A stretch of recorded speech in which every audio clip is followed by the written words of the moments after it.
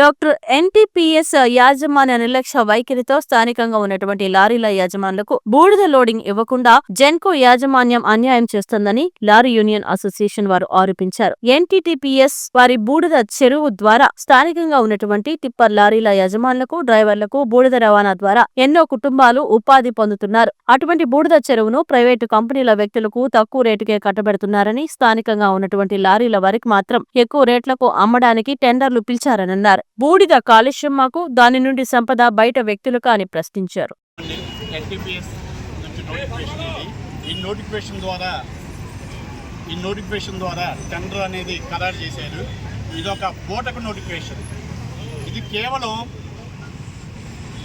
రోజుకి 22,500 రూపాయలు మాత్రమే క్యాష్ పాయింట్కి ఇచ్చి వాళ్ళు కొనుగోలు చేస్తున్నారు.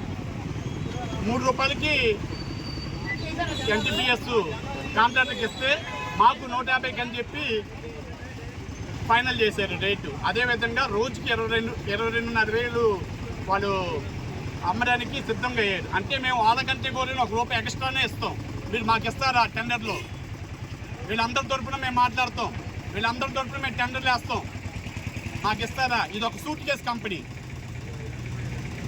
ఇది అనేది ఒక సూట్ కేస్ కంపెనీ. టెండర్లు ఎప్పుడు కూడా పాల్గొనగా డైరెక్ట్గా వాళ్ళకి ఇచ్చేసారు. ఈ టెండర్లో ఎప్పుడు కూడా పాల్గొనకుండా డైరెక్ట్గా వాళ్ళకి ఇచ్చేసారు. ఇది ఒక దొంగ కంపెనీ. చెన్నై నుంచి ఇది కంపెనీ టెండర్లు వేసారు. ఇది వెంటనే రద్దు చేయాలి. రద్దు చేసి స్థానికానికి న్యాయం చేయాలి. మొదటి సంవత్సరం ₹3, రెండో సంవత్సరం ₹3.25, మూడో సంవత్సరం ₹3.5 పన్ను చొప్పున వాళ్ళకి ఇవ్వడం జరిగింది ఈ నోటిఫికేషన్ ద్వారా. కానీ ఇక్కడ వాళ్ళకి వచ్చేది కేవలం బీటీపీఎస్కి రోజువారీ ఆదాయం ₹22,500 మాత్రమే. టోటల్గా 12,33,33,500 మాత్రమే వాళ్ళకి ఇది సమకూర్చుంది.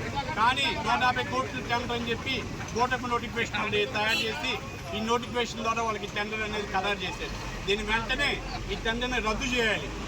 ఈ రద్దు చేసి వెంటనే లోకల్ లారీలో వాళ్ళకి ఉన్న ఈ చుట్టుపక్కల లోకల్ గ్రామాల 7 గ్రామాల ప్రజలకి న్యాయం చేయాలి, లోడింగ్ ఇవ్వాలి. ఇది మా డిమాండ్. లేని పక్షంలో రేపటి రోజున మేము మళ్ళీ నిరాహార దీక్షకైనా సిద్ధంగా ఉంటాం.